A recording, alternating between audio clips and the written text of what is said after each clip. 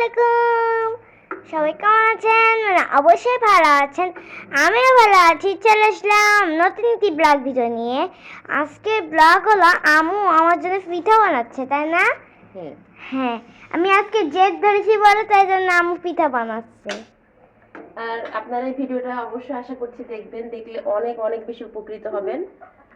খুবই সহজভাবে যারা চিতাই পিঠা বানাতে পারেন না, একদম ভয় পান যে কিভাবে বানাবেন, বুঝতে পারেন না, তাদের আশা করতেছি অনেক বেশি কাজে লাগবে। যে আটা ডোটা দেখতে পাচ্ছিলেন, এটা কিন্তু জাস্ট ঠান্ডা পানি দিয়ে মাখায় রাখছি, ঠিক আছে?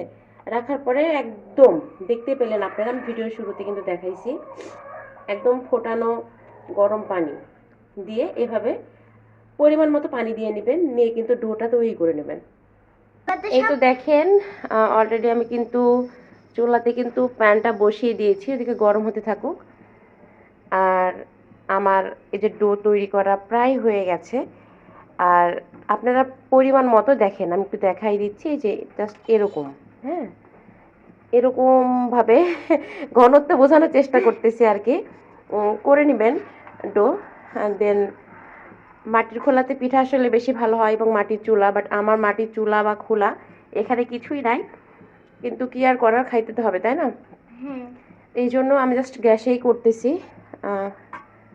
দেখেন আমি কীভাবে পিঠাটা দিচ্ছি, আপনাদেরকে দেখিয়ে দিচ্ছি। দেখেন আপনারা কিন্তু, আমি শুরুতেই বলেছি, তারপরেও রিপিট করতেছি এই জন্য যে অনেকে কিন্তু চিতাই পিঠা বানাতে ভয় পান।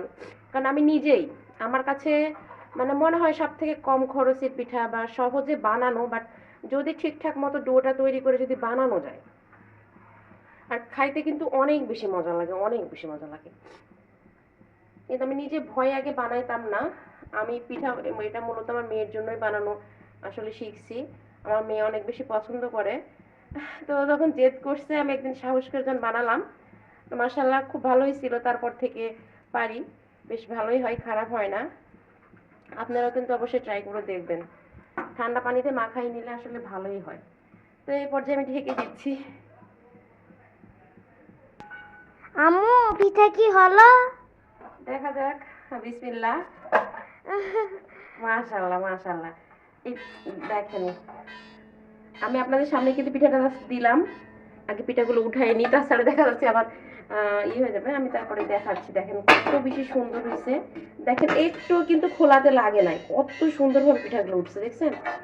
আপনারা কিন্তু অবশ্যই ট্রাই করবেন, অবশ্যই।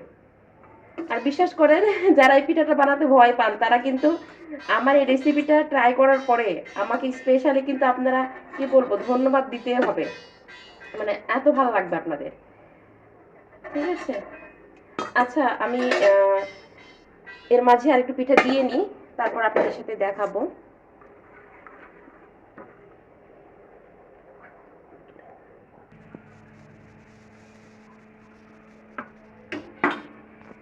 আমি আবারও দিয়ে দিলাম, আর দেখাই পিঠাটা। এই তো দেখে বোঝা যাচ্ছে, দেখেন কত বেশি সুন্দর। ও কাছে নিয়ে গেলে একদম কেমন যেন দেখা যাচ্ছে। আমার মেয়ে দেখেন ভিডিও করতেছে, বুঝছেন? আধুনিক যুগের বাচ্চা কাচ্চা তো ফিল্টার দিয়ে ভিডিও করতেছে। তাছাড়া কিন্তু পিঠাটা আরো বেশি সুন্দর দেখা যায়। তো অনেক ভালো হয়েছে, অনেক অনেক মচমচে, একদম ফোড়া ফোড়া। তো যাই হোক, আপনারা অবশ্যই একবার ট্রাই করে দেখবেন। আর কাশফিমন একটু খেয়ে বলে দিক, রিভিউটা দিয়ে দিক নাকি। নাও টেস্ট করো। আমাদের গরম আছে। অনেক মজা, অনেক মজা। খুব সহজে বানায় নেওয়া যায়, বুঝছেন? একদম চোখের সামনে জাস্ট, মানে কি বলবো, চোখের পলকে বানাই নিলাম। আপনারা কিন্তু একবার ট্রাই করে দেখবেন। আগে আম্মু ভালোভাবে বানাতে পারতো না, তাড়াতাড়ি থাকতে, এখন তো সেই মানুষ গেছে। তো যাই হোক, আজকের মতন বিদায় নিয়ে নিচ্ছি। ভালো থাকবেন, ভালো থাকবেন, সুস্থ থাকবেন। লাইক করবেন, পাশে থাকবেন। আজকের মতো আল্লাহ হাফেজ। খুদা হাফেজ।